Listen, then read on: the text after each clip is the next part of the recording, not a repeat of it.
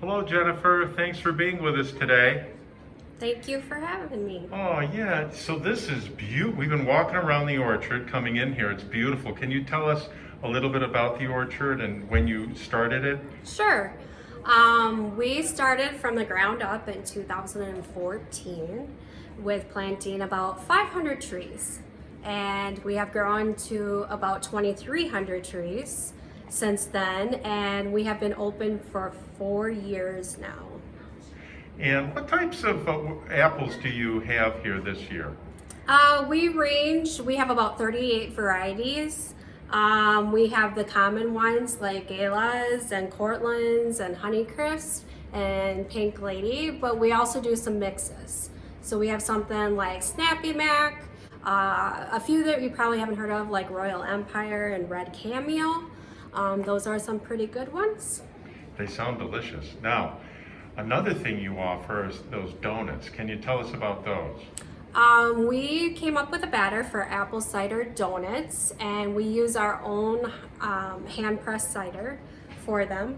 What does it take to run an orchard like this? How many people? It's a family business. My husband and I do a lot of the work, but we also have his parents that help us out. They mostly run the concessions, but when we need some of the harder work done, we also have them help with that. Jennifer, you have so much stuff here.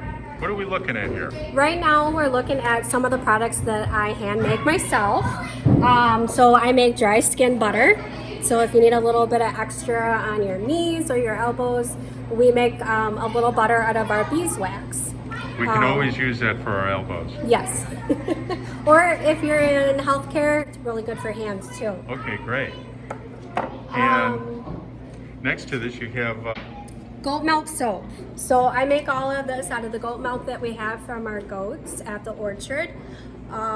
It's all natural, so there's nothing that is not supposed to be on your skin. We do have goat milk lotion that I also make. It's nice and creamy, and even though it kind of comes out of the bottle thick, it is actually very light on the skin. Great. Actually, grab one of those bottles there and just show the... And that's it there, and you bottle it, and you do it right here? Yep. So I make everything right here. We try to order the most natural ingredients that we can get for the extra stuff, like shea butter and avocado oil. And here we have our honey that is from our bees at the orchard. So every year we either have the bees that overwintered or we may get a few new hives, but we collect their honey, so we have 100% honey.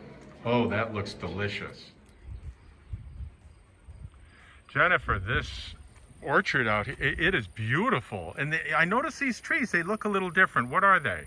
These are called dwarf trees or high spindle trees. What they do is they grow up to the top wire, and then they start coming back down, and they'll look like a wall of fruit when they're at full maturity. And so we're allowed to plant more closer together, and they produce fruit faster than the other trees. So this one we're standing in front of here, how old is this one? This one is about 3 years old. 3 years old. Yep. Wow, it's pretty big for 3 years old. Yep. So 2 to 3 years, they will start producing this amount of fruit that they're producing. These are the Buckeye Galas, and so Galas are really good for producing really fast, and a lot of them. And they happen to be like a smaller apple, but they're good for kids to eat. The way that we normally pick an apple is we lift it up and you twist and it pops off. So easy. Yep. So this down here is some new trees that we planted this year. This is pretty much a lot of new growth. So these are a little taller than we normally have. Normally they're down to about right here, which is 3 feet off the ground. So it depends on what size we can get, but this is what the dwarf or tall spindle trees will look like when they start out. And this is where they'll stay. You're not going to move them, right? No, they have to be on high tensile wire in order to support a dwarf tree. Otherwise they won't make it. They'll fall over and break. What do you have to do in the winter? Are you working here in the winter as well? We are. Mostly in January and February is when we prune the trees. And so we try to give them time before the heat and everything comes in to heal up.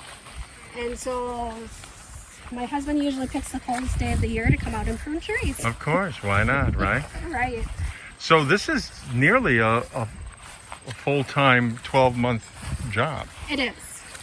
Yes, it is. A lot. Well, Jennifer, we're in the pumpkin patch.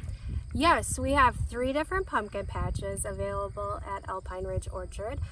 This is one of our big pumpkins that we put in, and we grow many different varieties. We have pie pumpkins, we have orange pumpkins, we have white pumpkins, we have warty pumpkins, small pumpkins, gourds. So you can come out and pick anything that you like. We do no more than $8 on our pumpkins, so we don't want you to pay a fortune for a pumpkin. We want you to come out, we want you to have fun. Jennifer, you out here? Hey Frank, we got a corn maze too. Oh my gosh, I'd love to go in there. How big is this?